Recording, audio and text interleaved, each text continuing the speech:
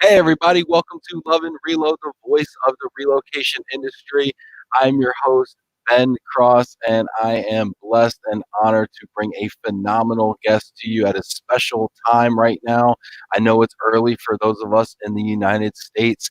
It's 11 a.m. Eastern Time, so thanks for tuning in at this special time.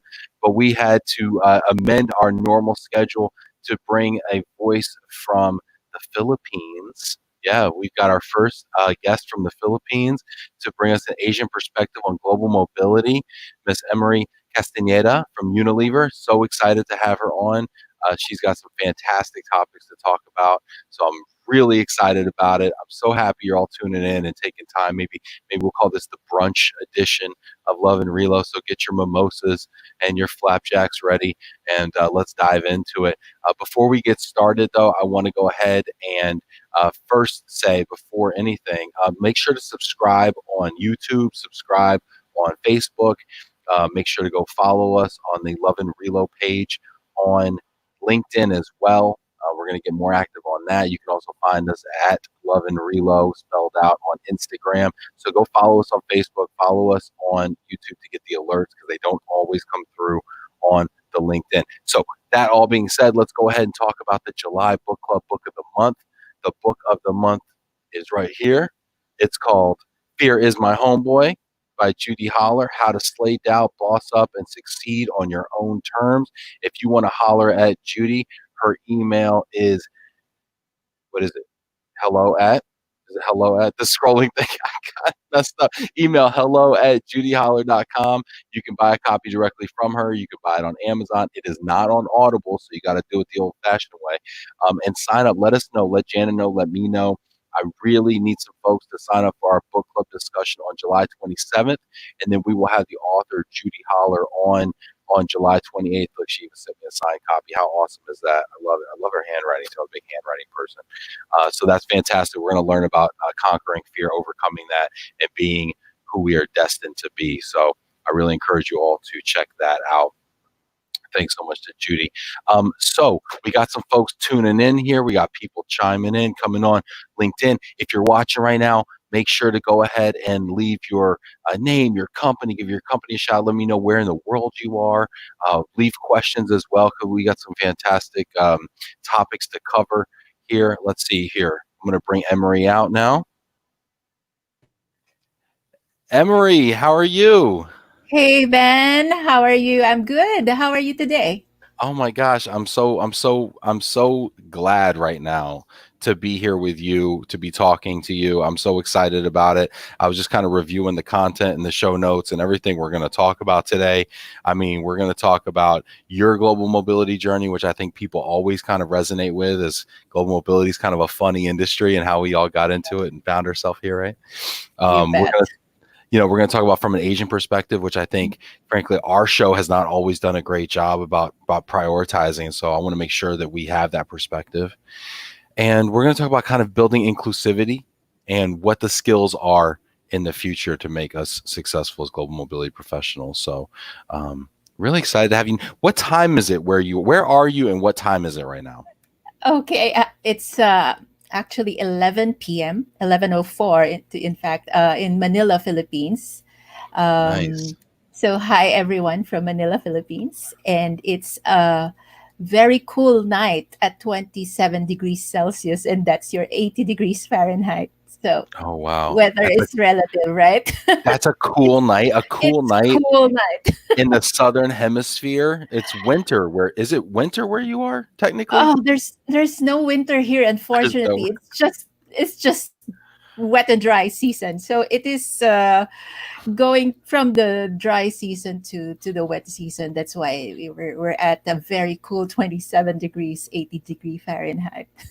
Oh my gosh, I'm learning so much right now. I can't imagine an 80-degree evening being a cool evening. Right. Um, let's check in real quick before we get started, and let's honor the people that are checking in, leaving comments. Remember, again, hit that like button, hit that heart button for Emmarie. Let her know there's love out there for her. There you go. Hey, Fernando. Hi, Ben and Emmarie. Lunchtime. Let's enjoy the conversation. Excellent. Daniel Cunningham checking in as well. Molly Feldman, hello from Jax. Lynn Greenberg from Pivot App in the City. What's up, Lynn? Jamie Massler, hi, Ben and Emery. Cheers from a scorching hot Mississippi. Let's see here. Dan Cunningham, let go to flow. All right.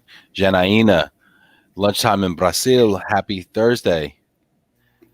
Janaina, great. Cube Monk here checking in. All right. Monique has such a cool program, by the way. For those of you who don't know, it's called Glomo, and it is a study they're doing out of the UK on expatriates.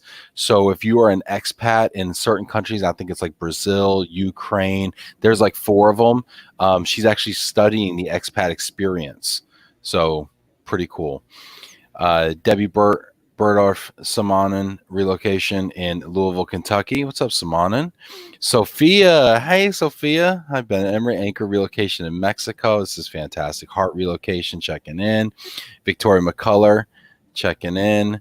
Patricia Tavares. Now, Patty. you know her, don't you? Of course I do. We work we work together in Unilever. Fantastic. I love it. The Unilever family coming in across the Yes. continents. Francine Dresty checking in. Laura checking in from humid New York. Lynn Griffiths. Look at this. We got some fantastic people. Jana Ellie. Masick. Jenna. Jana's great. Mena from Dubai. Hey Mena. All right, wonderful.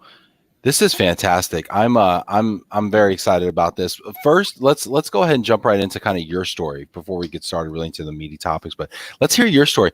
How did you get started in global mobility? Yeah, it's kind of an accident, really, Ben. I was working in in an energy company, Chevron. I'm sure you know.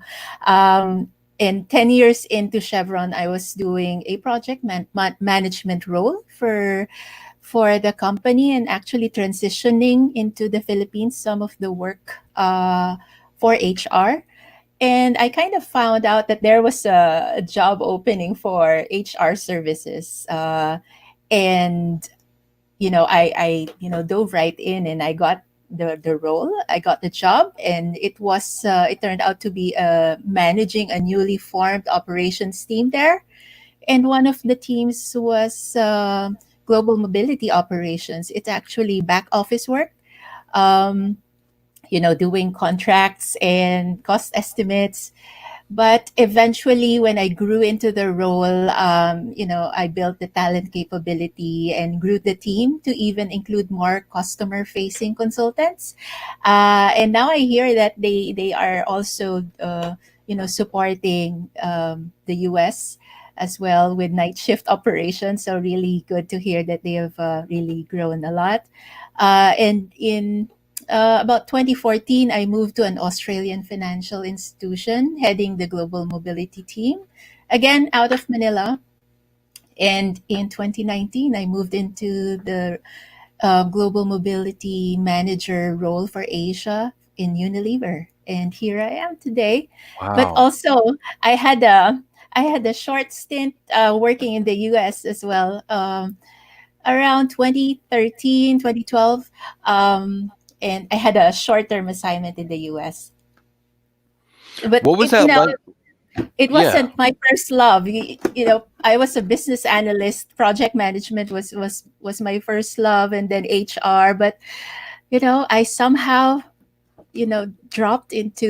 got dropped into global mobility, and the rest was history. What is it about global mobility that attracted you initially to the job opening and then made you kind of stay in it and grow in it and make a career out of it? Firstly, I got interested because global mobility was such um, an alien concept for me at that time. I knew human resources as a traditional, concept, as a traditional function, but global mobility, what was that about? I mean, it's supporting the operations. It was, I couldn't be difficult. That was what I was telling myself. But you know, eventually, I grew into the role, and I realized the colorful world of global mobility. I'm sure all of you who are watching understand what I'm saying. It's never the same every day. Each day is a different story, and the richness of the interaction with people is the one that I love the most. What do you think? I agree, by the way, and that's the reason I Yeah. started this show is the richness of the interaction with people. I think that's a wonderful way to Yes. say it. That's why I started loving Relo in the first place. I just love the people. They're just great people. You know what it is to me too? I mean, it's also the people are curious, just like the expats that we serve, and often we are expats too in many cases. Yes. But there's a curiosity, there's an appreciation for cultures, and I just think that those are the best people. Just my opinion. Exactly. I mean, it's always new, and it's always new for the people that we talk to. So it's like a fresh start each time. Yeah. Now, I want to talk about global mobility from an Asian perspective, okay? Hmm. Because I said at the onset, this show doesn't always do a great job of offering that perspective. And I want to talk about, in your opinion, in your observation, how is the Asian perspective on global mobility maybe different than, say, a US perspective or a UK perspective? Um, that's really good, Ben, that you've been able to guest me here because I really want so much to speak about Asia. Um, Asia is all about volume. I guess that's the main difference that I can observe from my interaction with, Europe counterparts, U.S. counterparts. We're all about volume. The region has the highest population among all the continents. 60% of the world's population is in Asia. Wow. Uh, yeah, and the economy is such is such in a growth mode, such that among the top 20 contributors of the global economy are in the region: China, Japan, India, South Korea, Australia, Indonesia. Um, However, there's a big talent gap, especially to address the growth in the East Asia and South Asia areas. And this is the one that's usually filled by international assignees, and many of these assignees are coming from Europe and North America. Um, the growth of mobility teams in the region is mainly because the Philippines and India have been the main outsourcing hubs, and that's what's also different. Global mobility in its infancy stage in Asia started mainly because of these outsourcing hubs in the Philippines and in India, and mostly the functions outsourced in those two countries are, um, you know, transactional back office work in global mobility. So that's usually how talent are profiled. Global mobility talent start uh, in the region. They have their roots in transactional services. The side of that in global mobility. So fascinating. And I want to encourage everybody that's watching right now to, I see a lot of people checking in, a lot of people giving shout outs here. I'm going to read everybody off as well, but I also want to encourage people to actually leave questions as well for Emmarie and myself so we can answer those and actually speak to your specific needs. Tim Nowak checking in, Casey Haas over here. Hello from Washington State. Monique giving us a little more background on her project there. She's looking for Brazil, UK, Finland, Ukraine, expats in those countries to interview as well. So that's really cool. Christine, look at that with the hearts. She's my mentor. Really, I want to get to mentorship later in the program, and I want to hear more about this story too, because I think that's great, and I want to learn more about the Asian perspectives here once we get done checking in with everybody. And go ahead and ask questions as well, everybody. Harveer checking in from Icon Relocations in India. Sandra Clary, love when Sandra checks in. Great origin stories, Emmarie. Darren Burley from Seattle. Hey, Darren. Sean Griggs, you're putting a shift in this week, Ben. Great work, fella. ATB from London, Sean. Thanks, Sean. Appreciate you. Jana, I agree. Our industry is fantastic. Absolutely. Dawn, hello from Move One Relocation. So, along the lines here of the Asian perspective, what can we learn? You mentioned volume, you mentioned so many things, but looking at us here in the U.S., at our folks who are watching us from Europe, we had Latam week last week, right? So we had our Latin American, Yeah. counterparts as well on, right, featuring their voices. What can other regions learn from the Asian approach to global mobility? Um, Asia is a very dynamic region, and it's also a very, um, shall I say, a challenging region for international assignees. Very different. I could say, coming from the Philippines, going to the U.S. was a shock for me, but that's for another story later. Um, so it's totally different in terms of culture, um, and but I could say that expats really love going to Asia. Most countries in the region have always been making the top expat countries list, and it's a good region in terms of experience and standard of living. However, since Asia is the melting pot of various races, there's also a lot of different languages. So, language is one of the challenges going to Asia.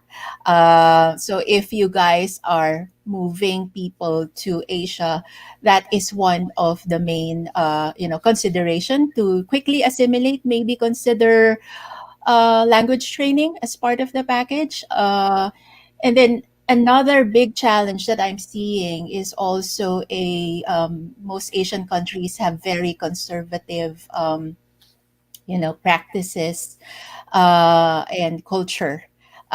You would see that in the law and the day-to-day interactions. So it's very important as well to have a cultural orientation. Uh, if you're moving assignees from the US, North America, or from Europe for the first time into Asia, I think cultural orientation, intercultural orientation is very important. I could say that very conservative region for non-traditional family arrangements like same-sex partners or unmarried partners. Unfortunately, in Asia, there are many countries that have not legalized, same-sex unions yet, and it's quite challenging for non-traditional families to stay together for the long term. Like immigration wise, you don't really get to have dependent visas for same-sex partners or unmarried partners. So that's why usually the route is a student visa, but that would be very restrictive and limiting. But that's just one. But there are many challenges. I think that's the one that I could share for most people who are here right now listening. Yeah. So you're saying, as you're speaking, my brain is going in a million different directions because you're bringing up so many great topics, right? Yes. One, and I want to go here with this here for non-traditional families, right? Same-sex unions, and let's go here. So I want to talk about where it is currently in Asia with policies regarding non-traditional families, same-sex unions. How does that specifically impact immigration? What are the workarounds? You mentioned student visas. I mean, is this common? What is it kind of country by country? Help us understand some of the nuances because we talk about Asia as a region, but obviously there's so many different countries, Yes. right? And so many different countries are in different places with this. So kind of like country by country, can you give us kind of a guide to how they allow for same-sex and non-traditional families from an Yeah, I immigration could standpoint? say in a broader perspective, maybe on the general terms, it's a wide spectrum actually. You come from Australia, New Zealand, who's really very receptive of non-traditional family arrangements. Um, to the other end of the spectrum, where it's illegal to be, homosexual. So it's really a wide spectrum. What countries is it illegal to be homosexual in? I'm sorry, but I cannot say for sure, but Oh, okay. I think there are still cultures that prohibit Okay. same-sex partnership. So, but yeah, it's that quite the wide spectrum. But everything else in between, legally, it might not be possible to live as the traditional family with the benefits of being a spouse, but there are communities already that would help, um, that would help people to be closer to the same community. So, it's very socially accepting, but the rules and policies of the governments need some pushing. That's why I see a lot of foundations. I'm part of the Permits Foundations, by the way, so I'm really supporting how to help same-sex partnerships specifically get more assimilated to different countries. So, what can we do as global mobility professionals to create more inclusive programs and policies for the LGBTQ plus and non-traditional families, and just how can we be more inclusive with our policies as companies, as private companies? And I love this question, Ben, because I'm personally, in an initiative doing this, both in my company and in my personal advocacy. But we do have policies that that are uncontrollable to us as global mobility professionals. But let's not stop there. Um, we need to, we're the verbiage itself of the policy that we have, could be reviewed if it's more inclusive to non-traditional families, and the processes itself. Sometimes you just need to be aware of what's out there on behalf of your assignee, and give an input and infuse it in your process to make sure that they are aware before even accepting the assignment, and through the process itself they are uh, made prepare um, of a different challenges that they will face. Well, whether it's security, safety related, or just the absence of a community there, because it's very important that you are supported by a community. So it's part of the process. The process can also be enhanced to be more inclusive. Not only for LGBTQ plus, but for example, assignees with children that have special needs. An assignee would need to know, even before accepting the assignment offer, what's out there for him in terms of support for his child, and similarly for other special situations that's right there in front of them. And Asia is sometimes uncharted territory. So it's very important for us in global mobility in the corporate, as well as in the service provider side, to look through these issues for their behalf. it does. It seems like sometimes we have an opportunity to write policies that take care of people in our companies, even when the governments do not, right? Where we can Exactly. provide, we don't necessarily have to take our cue from the government, right? We're private industry and we can actually show some leadership in our little ways. I think it's interesting, right? Because there's global mobility managers out there who are watching this right now, and they're like, "Hey, I'm just a little HR, professional. What can I do?" Right? But the truth of the matter is, I think in everything that we do, we have an opportunity to make choices, and we have an opportunity to make little impacts And these little impacts can be felt by people, because sometimes those little impacts could make a huge difference in somebody's life. Absolutely. If you're somebody with a disabled child, or you're somebody in a same-sex relationship, or you're somebody whatever, and that little impact that somebody made in writing a policy that actually took the time to consider your circumstance, or the possibility that one day you might work for that company, because that policy could be on the book for 5 years before somebody needs it, right? But the Yep. fact that you thought enough to take the time to write that in, what got you so passionate about advocacy for these groups? Uh, well, I actually experienced two of my assignees very recently.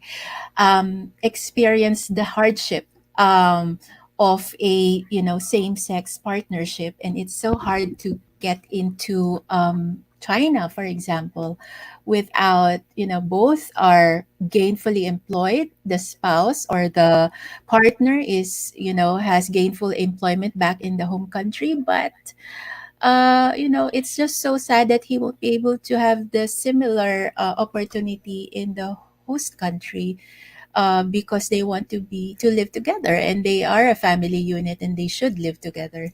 But that is so very hard. I mean, if that happens to me, I will be devastated, and I would probably this probably would be a make or break situation for me to take the assignment or not. So actually, it was a very personal experience seeing it happen in real life. I really appreciate you telling these stories so much, Emery. We have people who are tuning in right now who are were offering some of their ideas and thoughts. It doesn't show, but this is Robert Fletcher from Heart Relocation, and he writes, one of the challenges that came up in our research was that policies and assignments are designed with the assignee in mind, but more often than not, it is the partner that has to interpret it and work with it. Do you Exactly. find a disconnect there sometimes? Yeah. I mean, they always say, we know this saying, right? It's so old style thinking, but a happy life means a happy wife. But of course, that's like eons ago, when we don't say partner yet. But Partner's harder to rhyme with. exactly, how do you find a partner, right? Yeah, but yes, and definitely, but we're always seeing in the customer experience engineering work that we do, we always have the assignee in mind, and to rightfully, yes, but let's not forget the family is actually what usually spells the difference in terms of customer experience. And usually the thing is, very very recent realization that I have is, it's not always it's not always that the wife or the partner accompanying the assignee is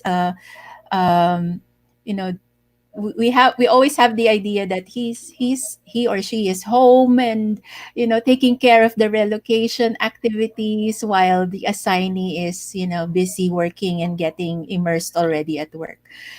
I'm realizing that more and more there are more um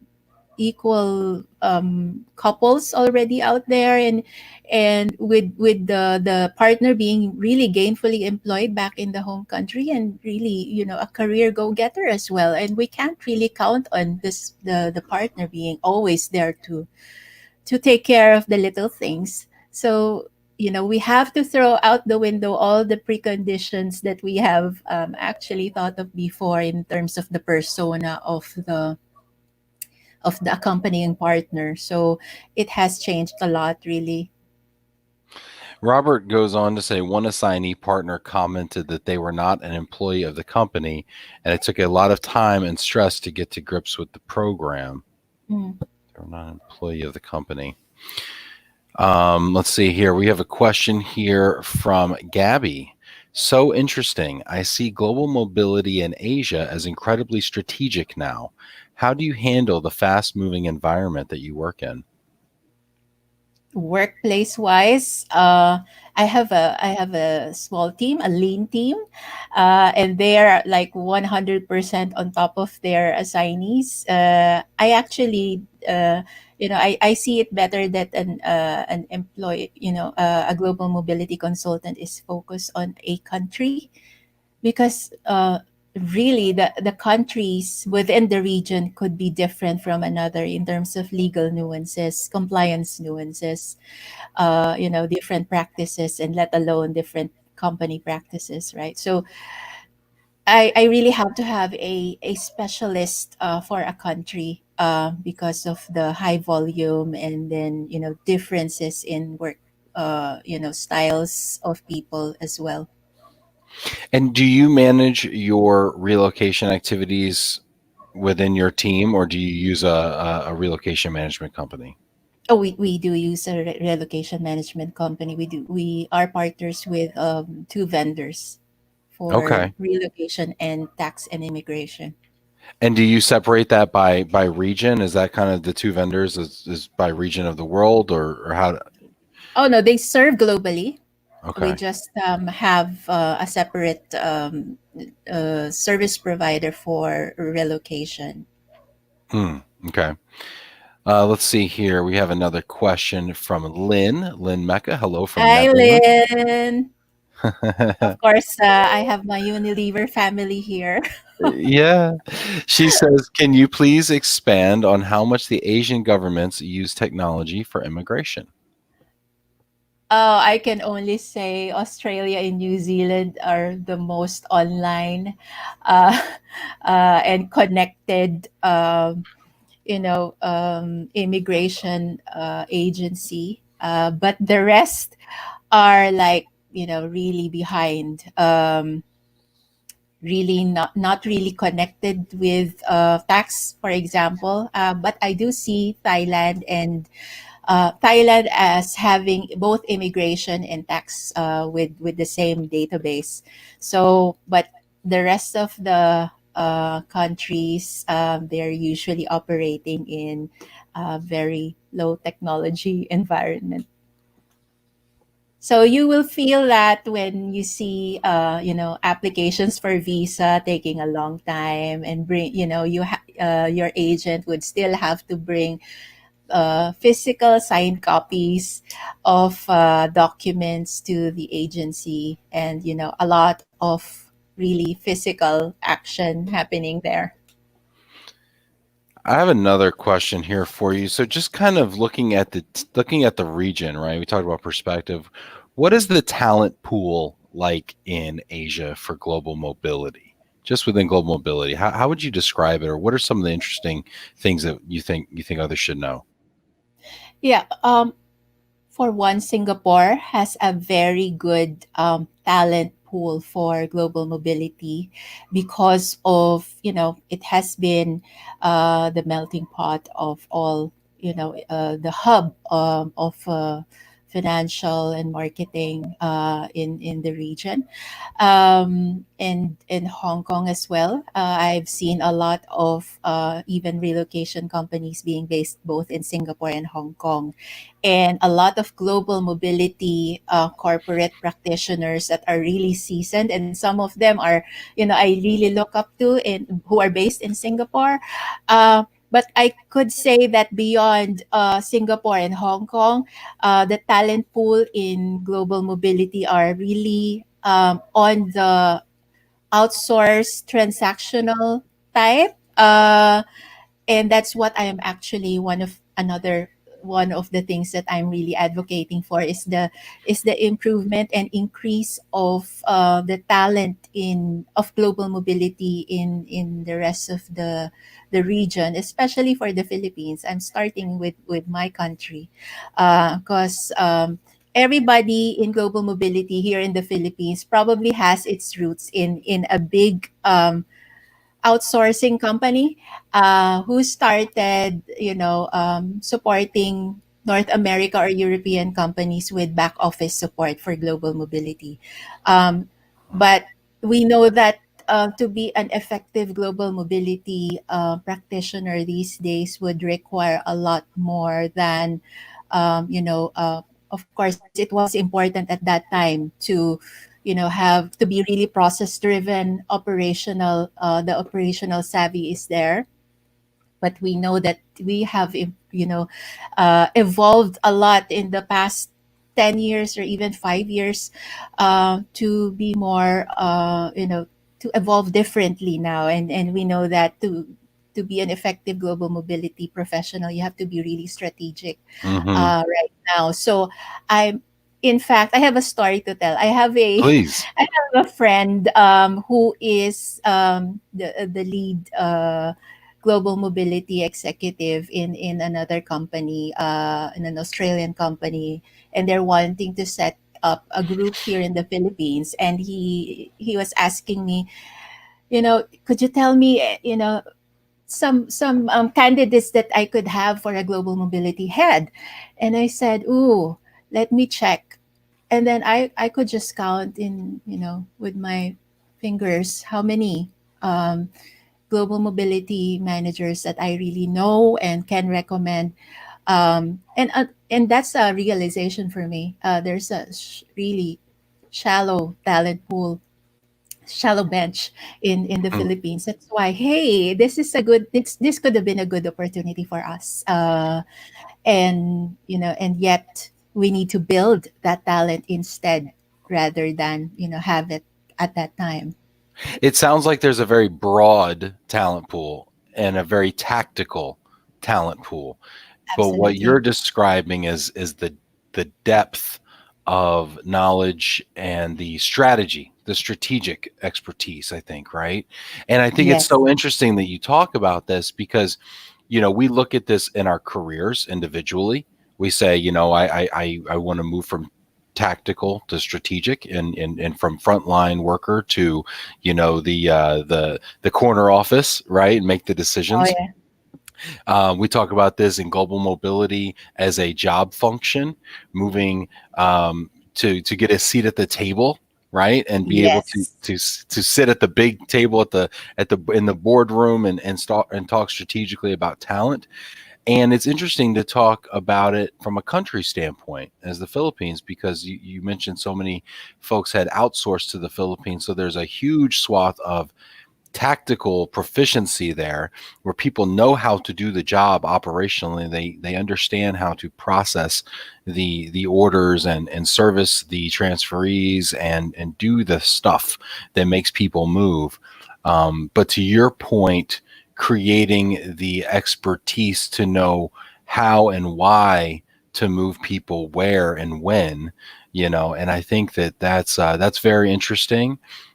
So now that you've identified this as a opportunity in your country, and potentially even in the region, Yeah. how how do you move how do you move your country from from A to B? Seems like a big job. I know it is. You know, the COVID situation actually was, kind of an accelerator for us. And, it's not that difficult, knowing that, there are a lot of global mobility professionals out there who are very much willing to help.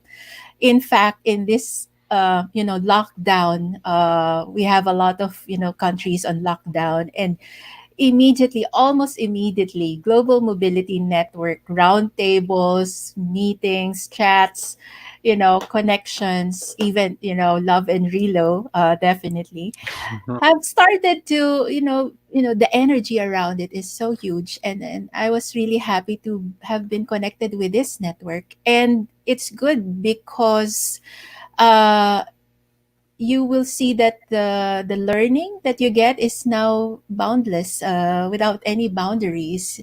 When before you have to go to Singapore to attend a global mobility conference, you just have to click, your Yeah. internet. Isn't that so cool too? Because how many people? Let's continue. Let's stay on the Philippines, right? So how many people that were working at these outsourced, operational centers, right? Could ever go to a worldwide ERC or to a regional discussion on mobility? It's not even in the realm of possibility. But the information, the strategic level thinking, and the connections, and the people who are watching this and appearing on this and speaking on this program, and many others are now accessible, and now you can reach out to them and you can say, hey, Emmarie, loved your show, loved what you're talking about. How do I move from A to B? How do I get a seat at the table? How do I get career advice and mentorship? And I agree. I love it so much, and I've personally made so many connections through doing this, both with guests, but also many times through audience members. I know audience members who are connecting with other audience members and with guests, and I can I appreciate you saying that. I feel it also, and it's exciting to me that it's kind of the tip of the iceberg. It's just the beginning, I feel like. And what do you think the long term impact could be of this type of a movement? You mean the COVID getting everyone virtually together? Yeah, all the virtualism that's going Yes. on, right? The love and reloads, the view from the top. I was just on yesterday with Mm, Brian Friedman. The yeah, global mobility journeys. There's a million now, right? exactly. What's the There's a impact going to big be? Huh. there's a good opportunity for all of us to stay connected. That's one. And I don't think it's gonna go away anytime soon. Years, I think years it will be like this. I mean, for good. I think it's gonna be good. Because again, borderless already, and there are opportunities to share as a global community now, not just within your country or within your region. And very very good example is, I also received that, chat, LinkedIn chats or Facebook, asking to be advised on different things. And totally, I'm very much open to share my knowledge. I'm actually a volunteer at the Global Mobility Journeys. I think it's good to have content um, out there, available for everyone who can access. And in terms of mentorship, I get a number of requests to be mentored, and I only have my experience to share, and a little bit of formal education on HR and global mobility, but I'm really very much willing to share. And it's not only for the Philippines, it's for everywhere who would like to know more about Asia, my experiences, and how to be a more strategic global mobility professional. I love it. I love it. You, that's fantastic, Emery. And the fact that you're so open and you're so willing to help others. Um, I want to talk about mentorship, and I Mhm. want to talk about what it's meant to you and what it means to you to be a mentor. Before we get into that, I think it's Henri. As a strange paradox, more virtual has turned into more quote personal. Do you I agree? couldn't agree with you more. It is a new level of getting personal, actually. Yeah, I mean it's so interesting, right? Because I don't know if it weren't for this show and it weren't for maybe the situation we find ourselves in this pandemic, I'm not sure that you and I would have ever had a conversation, much less had a full hour where we delve into kind of our purpose and what drives us. And it's just such a blessing to me, honestly. So thank Okay. you. Guys, I just want to tell everyone listening here that I actually approached Ben in a LinkedIn message, and I said, I hope I can be featured in your show. Not for anything, but I've actually, this is precisely the reason I want to reach everyone, to share my story, and to just tell everyone out there that there's this little region called Asia and how this different it is. this sleeping giant, this Asia, yes, this Yeah. 60% of the world's population, this little region over here. Yes, yes. So let's talk a little bit about Let's talk a little bit about mentorship. You Mhm. mentioned your mentor tuned in. You obviously have a heart for people and wanting to develop a whole country of people, right? So what is it about mentorship? Tell us what mentorship means to you first, from a mentee standpoint. Exactly. Because I have had good mentors. That's why I know what it's all about and how it impacts the lives of the mentee. So I personally had, a number of mentors, and one of them is here in this show. Um, and mentorship for me is not just for a specific topic, and it not just about career.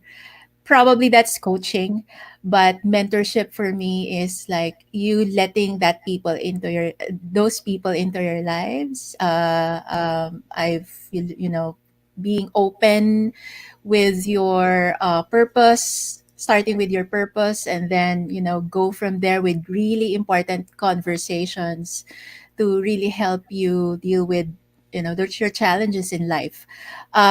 Mentorship for me is you know being with a person who would like to be mentored. Definitely, that's number one. That's a prerequisite. You have to want to be mentored to Right. be effective, for the relationship to be effective. So, I've had some opportunities to be paired with a mentee, but I don't think it worked because it's like a forced mentoring arrangement wherein, we need to meet every Monday or something like that. But it's not going to work that way. I agree. I've been a part of these myself. Early in my career, I was told I had to do it. I did it also as a part of an association experiment with mentor mentee relationships. You get on the call with them, and they're like, "Okay, so what do you want to know?" And they're like, "I don't know. What do you want to tell me?" And I you're don't like, know. "I don't know." Exactly. And it's like, and it gets really weird. And then you hang up 30 minutes later, like, "Okay, I'll never get that time back." But it's like so. But tell me now when it works though, when it really Yes. works, what is that like? When it really works, there is a need already that's identified by the mentee, and he or she selects you as the person who she feels that would really help her on the journey. And if I happen to be that person, I would be very happy to share that, because there's already that one step for that person to learn. The wanting to learn is the number one prerequisite also for a good mentoring relationship. I want to let's see, we got a couple of comments here. We got some cool, actually, this is interesting. I want to hear your take on this. Victoria McCullough says Asia and Africa are the new frontiers for global mobility. Do you agree with that statement? What do you think? Yeah, I definitely agree. Africa, that's where, actually, just to share with you, in Unilever, we do have our Africa team supporting us in our back office, and they are really good bunch of people. Quality work, very good communication skills, and I will not be surprised if this statement will definitely be, you know, correct. Janet Turner asks, does Emory have thoughts on reverse Ah, mentorship, yes. i.e., young professionals mentoring older professionals? I'm kind of in the middle. Yeah, I don't want to accept that I could be, but no, You get I to be I either. That's what that means. You I can go know. either way. Yes, that's right. I've seen a lot of instances where reverse mentoring have actually worked. I see a lot of executives on the C level being mentored on social media by their younger, counterparts. Millennials teaching, C level baby boomers, you know, uh, how to use Instagram, Facebook, LinkedIn. So yes, it definitely works. I love that. Yeah, I think that there's an inherent assumption when we look at mentor-mentee relationships that the mentor has to be older because Yeah. therefore they have more experience, therefore they have more to give, and it's a one-way relationship. I like to think that mentee relationships or mentor relationships are two-way streets where both parties get something out of it, you know? In fact, one of my mentors, and I have many mentors, I'm very fortunate, has kind of been coming on in my life. Kerwin Guillermo has been a real mentor to me, you know, Correct. Yeah. a fabulous man. In fact, I know two Filipino global mobility professionals, you and Kerwin, and you're both fabulous people. I don't know what it is about the Philippines, but I mean, just wonderful hearts, both of you. And he's really taken me under his wing, and he's just been fabulous. So, Kerwin, if you're watching this right now, I love you and I appreciate you very much, and thank you for all you're doing. Um, Yeah.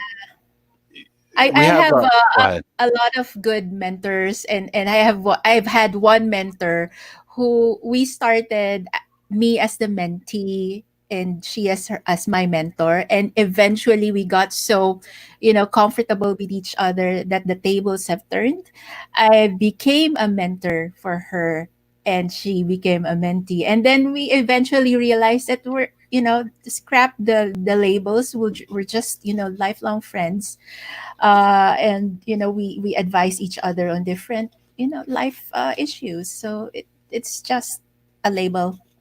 This is fantastic. We've got people chiming in here. Holly Creed's Next Generation Global Mobility Group is great for people who have less experience, but some amazing ideas. That's fantastic. That's from Robert Fletcher over at Hart.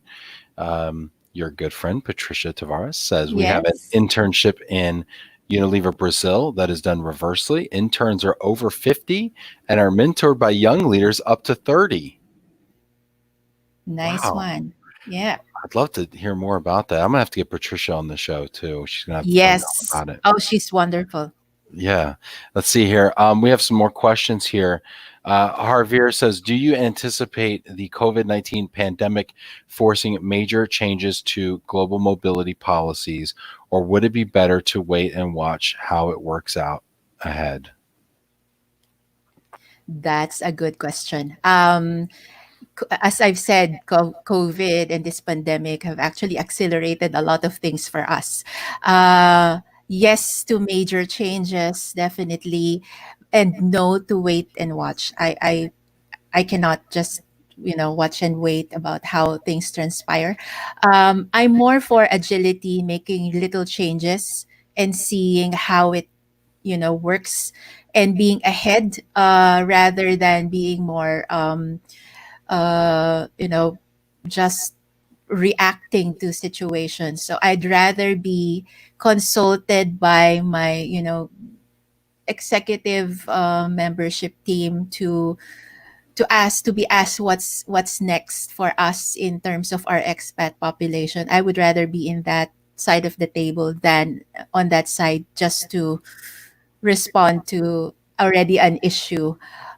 So of course, we don't know what's out there. It's never a known thing. This the anticipation of the unknown is really killing us. But you know, little things that we can do, and if we need to change how the makeup of our team, to adapt to the current situation and to the horizon, how no matter how limited it is for us now, I think it's valuable, even if we have to revert back to the uh original setup, had it become a mistake. I think that the trying itself is already a good exercise for us, but we need to always be a step ahead. Yeah, I think you're right. I think the future has always been unpredictable. Right. Yes. And so I think there's a fallacy that says that that it has been more predictable than it is now. And the truth of the matter is we really didn't know what was going to happen back then either, but we still had to act. And I think the impetus is always there to take action based on what we know. And the beautiful thing about being human beings is we don't just know what has happened, but we have intuition, we have intelligence, and we can try to guess, and we have to take action, right? Otherwise, I Mhm. mean, what are we drawing a paycheck for here, people? Right? Exactly. Yeah. We got to do We're not paid something. to react. Yeah, Yeah. exactly. And if we want a seat at the table, it means being strategic, and it means taking chances and going and getting out there.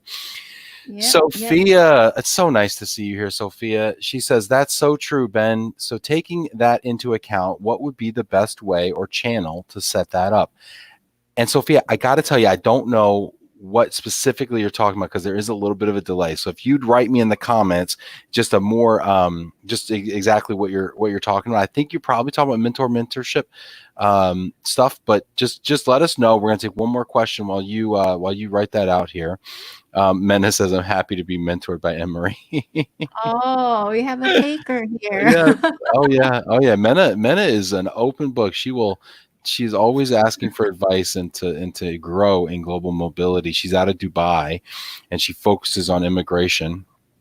But she has a couple of questions here, and she says, what are the most common issues you are facing with expats in Asia? Um, I guess like what I mentioned earlier, it's the cultural assimilation. Mm. It's not really a deal breaker, but it definitely helps for the assignee or the expats to be really back to work immediately when they have already have that headway of cultural education before they even come in to the location. And of course their children would also need to be adjusting a lot in Asia because primarily the language and the culture. Mena has another question here. How do you evaluate the successful assignments? What are the parameters? What is a do successful assignment? do we have another hour here? You have 3 minutes. I know. That's why, we always talk about ROI, but I Uh-huh. know I don't think anyone has ever cracked that code yet. No, no, we The haven't. ROI in an international assignment.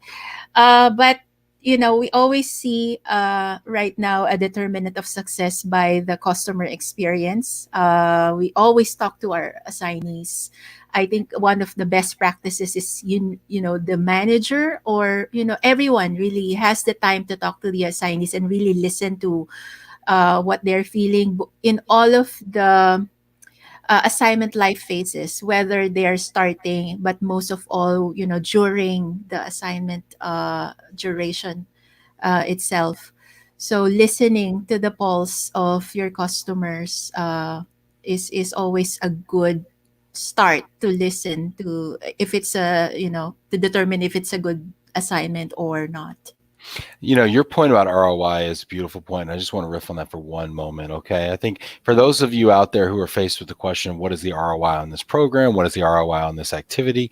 ROI is for tactical thinking. ROI is for if I buy something for $1 and I sell it for two, the return is $1. But it does not apply well to strategic thinking because strategically, in order to think strategically, you have to look holistically at things, and you have to take a very long range approach where the ROI is not always readily apparent or even measurable. And so I think in order to be a good strategic thinker, you have to encourage those around you to get out of the ROI discussion and the Mm. insistence on ROI calculations. And you have to be able to run your business from your gut, knowing what is right, knowing what your principles are, and knowing who you want to be. To me, ROI discussions are for people who don't really know what they're doing, and they need numbers to affirm what direction they need to go in. And that is just my opinion on that. Kerwin says, hey Ben, thank you for shining some light on mobility in Asia. And Kerwin says, success equal wins equal why fulfilled and individual intentions. Love it, Kerwin. Love it, love it, love it. Let's see here. We're running out of time here. Randall says, just opened the borders on Aruba 2 weeks ago. This week, we are receiving our international clients that waited 3 months in order to move to our island. A lot of that here in Asia. Yep. Love it here. Kerwin says, Ben, love that. Rather than spend time influencing ROI than counting ROI. Nobody asked for ROI for opening a requisition. Yeah. Interesting. This is fantastic. I want to thank you so much.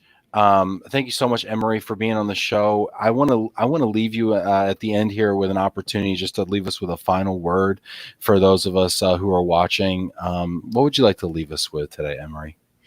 Uh, Maybe I'll leave you with a recent quote that I've read in LinkedIn. Actually, it's by Elizabeth Gilbert. She says, "You never want to surrender because you don't want to lose control, but you never had control. All you had was anxiety." This is what global mobility is at this time of COVID. So we thought it was, all controllable, but hey, we never had control. So let's not be anxious about it. We have each other, and our connection with each other has never been so real until now. So let's just, learn from each other through these shows and connection opportunities, and we'll get there. Emmarie, this has been so wonderful. Yes, I want to give you a big virtual hug. This has been great. Thank you so much. And thank you, everybody, for tuning in, for asking wonderful questions, for being a part of Love and Reload today. Tune in tomorrow at 4 p.m. Eastern Time or 4 a.m. Manila time, and watch Rebecca Peters, the Vice President of Worldwide ERC Government Affairs, come on and talk to us about where the association is heading from an advocacy standpoint, the issues like duty of care that we all worry about, right? So thank you so much, Emmarie. I truly appreciate you being on. Thank you, Ben, for having me in your show. Bye, Thanks, guys.